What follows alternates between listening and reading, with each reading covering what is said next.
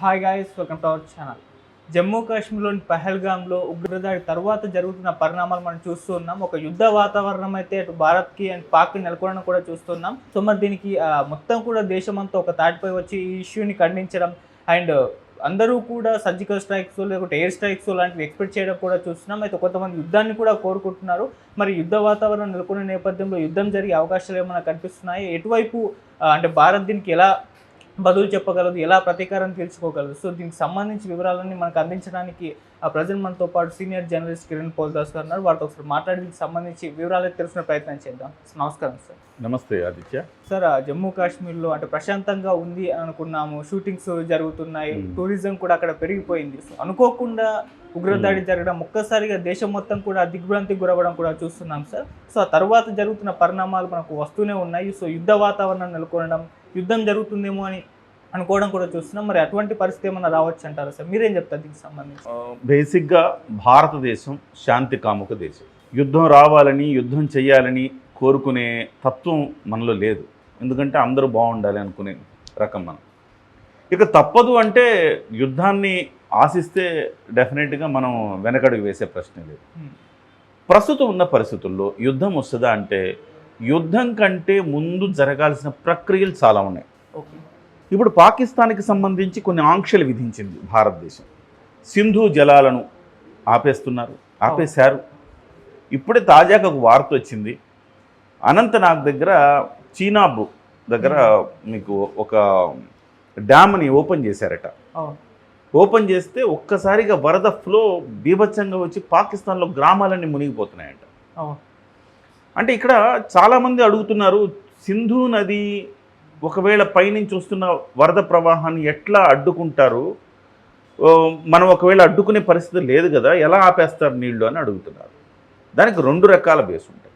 ఒకటి, ఎక్కడికక్కడ డ్యామ్స్ అంటే ఇప్పటికిప్పుడు కట్టగలుగుతామా డ్యామ్స్ అంటే ఇప్పటికిప్పుడు కట్టలేకపోవచ్చు, కానీ ఆల్రెడీ కొన్ని నిర్మాణాల్లో ఉన్నాయి. మన తెలుగు రాష్ట్రాల్లో ఉండే మెగా ఇంజనీరింగ్ కూడా అక్కడ ఒక డ్యామ్ నిర్మాణంలో ఉంది. ఎక్కడికక్కడ చెక్ డ్యామ్స్ కట్టుకొని ఆ నీటిని మనకి ఇంకా యూటిలైజ్ చేసుకునే అవకాశం ఉంది. అది ఆల్రెడీ ప్రణాళిక, ఇలాంటి సిచ్యువేషన్ వస్తుందని తెలిసే భారతదేశం ఆ ప్రణాళికలో ఉన్నది. ఏదైనా రోజు ఇలాంటిది రావాలంటే మనం ఒక నిర్ణయం తీసుకోవాలంటే మనం పక్కాగా ప్రిపేర్డ్ ఉండాలి. ఆ ప్రిపేర్నెస్ భారతదేశం దగ్గర ఉంది. అందుకే అంత ధైర్యంగా సింధు జలాలను ఆపుతామని చెప్పారు. ఆ తర్వాత ఇప్పుడు తాజాగా ఒక డ్యామ్ ఓపెన్ చేస్తే విపరీతంగా పాకిస్తాన్లోని గ్రామాలు కొట్టుకుపోతున్నాయండి. ఆ స్థాయికి వచ్చింది. అంటే ఒకవేళ వదిలినా వాళ్ళకే నష్టం. అంటే వదలడం అంటే చిన్నగా కొంత ఫ్లోని వదలడం అనేది ఓకే, పర్మిసిబుల్. అలా కాకుండా ఒక్కసారిగా ప్రవాహాన్ని వదిలితే వాళ్ళకి ఇబ్బందే కదా. సో వాళ్ళు తట్టుకోలేరు. అలాంటివి వదలకపోయినా వాళ్ళకి వాటర్ లేక కరువు వస్తుంది. సో ఇలాంటి ఒక చర్యలు, సింధు నీళ్ళను ఆపటం, అదే సమయంలో పాకిస్తాన్తో దౌత్య సంబంధాలు పూర్తిగా కట్, వాణిజ్య సంబంధాలు పూర్తిగా కట్. ఇక్కడ ఉండే వాళ్ళని చాలామందిని వాళ్ళ పాకిస్తాన్కి వెళ్ళిపోమని చెప్పారు. భారతదేశంలో ఎవరున్నా కానీ వీసాలు తీసుకొచ్చిన వాళ్ళు పాకిస్తాన్ వెళ్ళిపోమని చెప్పారు. సో ఆ ప్రక్రియలు నడుస్తూ ఉన్నాయి. ఫస్ట్ ఫేజ్ అది.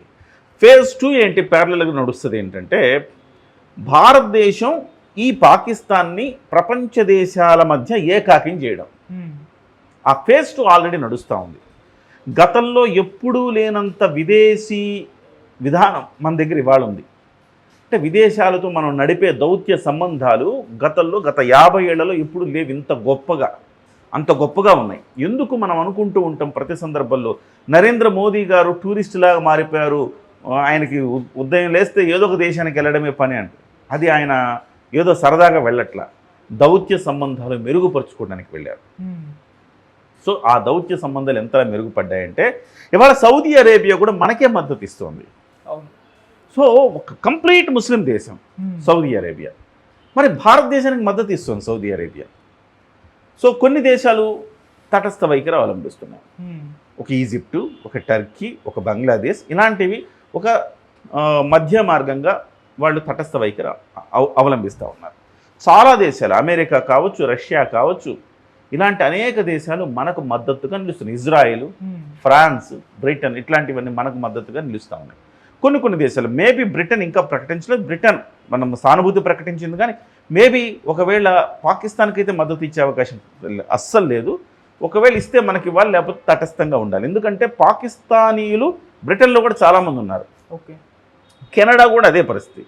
సో ఒకవేళ వాళ్ళు మనకు అనుకూలంగా ఉంటారా లేదా తటస్థంగా ఉంటారా అంతే. కానీ పాకిస్తాన్కి అనుకూలంగా ఒక్క దేశం కూడా ఇవాళ వరకు మద్దతు ఇస్తామని చెప్పట్ల. చివరికి చైనా కూడా పాకిస్తాన్కి మద్దతు ఇస్తుందా అంటే అనుమానమే, తటస్థ వైఖరి అవలంబించే అవకాశం ఉంది. లోపాయి గారికి ఏమైనా చేస్తుందేమో పరోక్షంగానే, ప్రత్యక్షంగా అయితే మద్దతు ఇచ్చే అవకాశం లేదు. ఎందుకంటే అమెరికా ఇవాళ చైనాకి చాలా వ్యతిరేకంగా మారిపోయింది. చివరికి చైనాలో ఉండే ఐఫోన్ యూనిట్లన్నీ కూడా మూసేసుకొని ఇండియాకి తరలిస్తూ ఉన్నారు. ఈ సిచ్యువేషన్లో చైనా కూడా భారత్తో స్నేహహస్తం కావాలని కోరుకుంటుంది. వాళ్ళ ప్రొడక్ట్లన్నీ అమెరికాకు అటు వెళ్ళకపోతే కనీసం భారతదేశంలో అమ్ముకోవాలి కదా, లేకపోతే వాళ్ళ తయారీ రంగం అంతా కుదేలవుతుంది కదా. సో భారత్తో మంచి సంబంధాలు నెరపాలని చైనా భావిస్తోంది. ఈ తరుణంలో చైనా కూడా వాళ్ళకి మద్దతు ఇచ్చే అవకాశం లేదు. సో భారతదేశ విదేశాంగ విధానం ఇవాళ చాలా టాప్ లెవెల్లో, టాప్ నాచ్ అన్నమాట. సో కాబట్టి ఫేజ్ 2లో ఏం చేస్తోందంటే మొత్తం ఏకాకిం చేస్తుంది పాకిస్తాన్ని. ఇక మూడవది, యుద్ధానికి వెళ్ళక ముందు నేను చెప్తుంది, మూడవది సర్జికల్ స్ట్రైక్స్ లాంటివి జరుగుతాయి. కానీ గతంలో సర్జికల్ స్ట్రైక్ జరిగింది అంటే వాళ్ళు ఏమరపాటుగా ఉన్నారు కాబట్టి కొట్టిపడేసాం. కానీ ఇవాళ గత అనుభవాల దృష్ట్యా ఇవాళ వాళ్ళు ఏం చేస్తున్నారంటే ఆ శిబిరాల్లో నుంచి, ఉగ్రవాద శిబిరాల్లో నుంచి అందరినీ ఇప్పటికే తరలించేశారు. సో ఇప్పటికిప్పుడు మన సర్జికల్ స్ట్రైక్ లాంటివి చేసినా రావలసినంత మనకి ఇది అడ్వాంటేజ్ రాదు.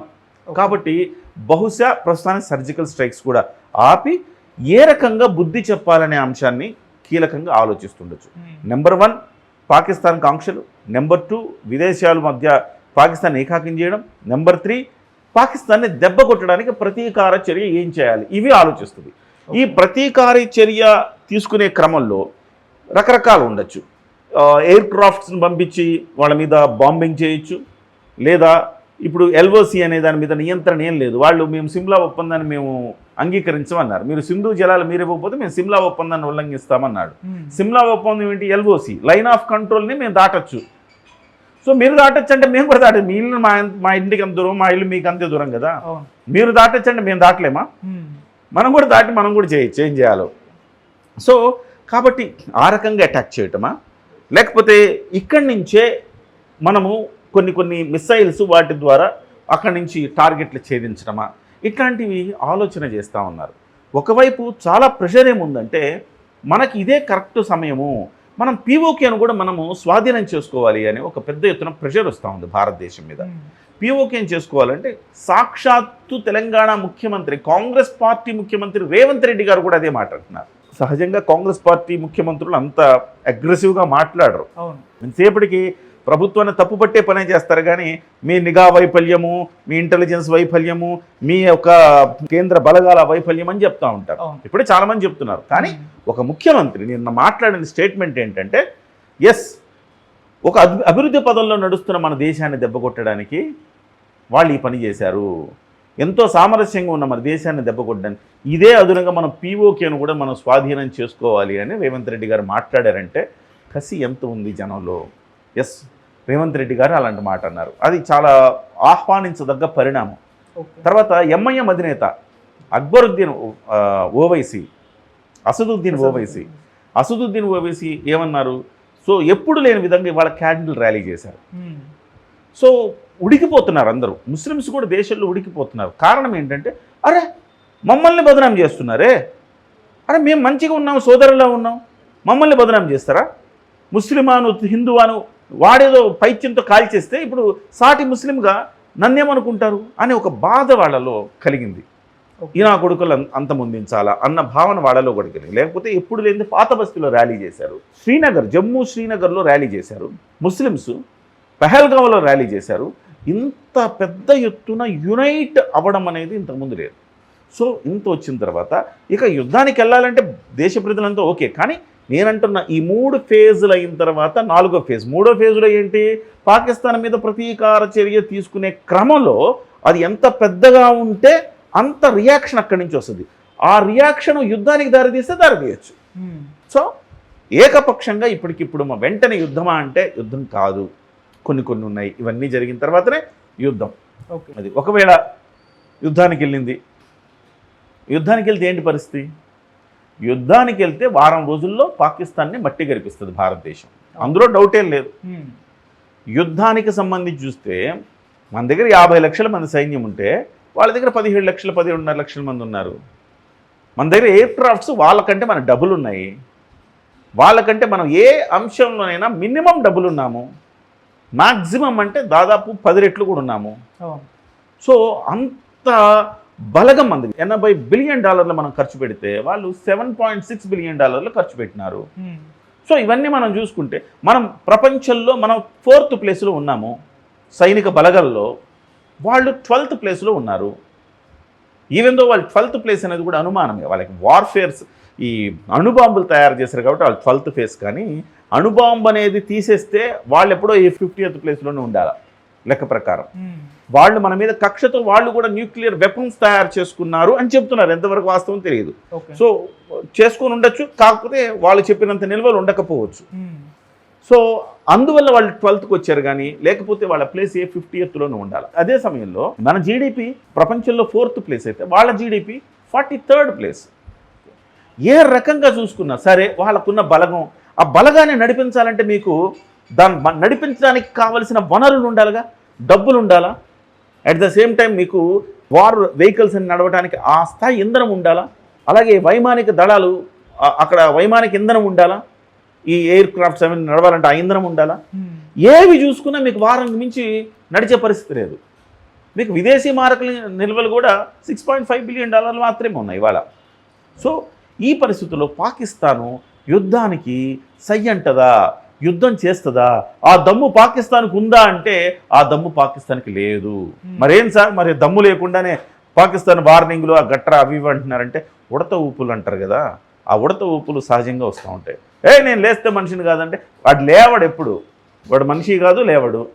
సో ఆ పరిస్థితి ఉంటుంది తప్ప నిజంగా పాకిస్తాన్కి అంత శక్తి, అంత తెలివి, అంత దమ్ము పాకిస్తాన్కి లేదు.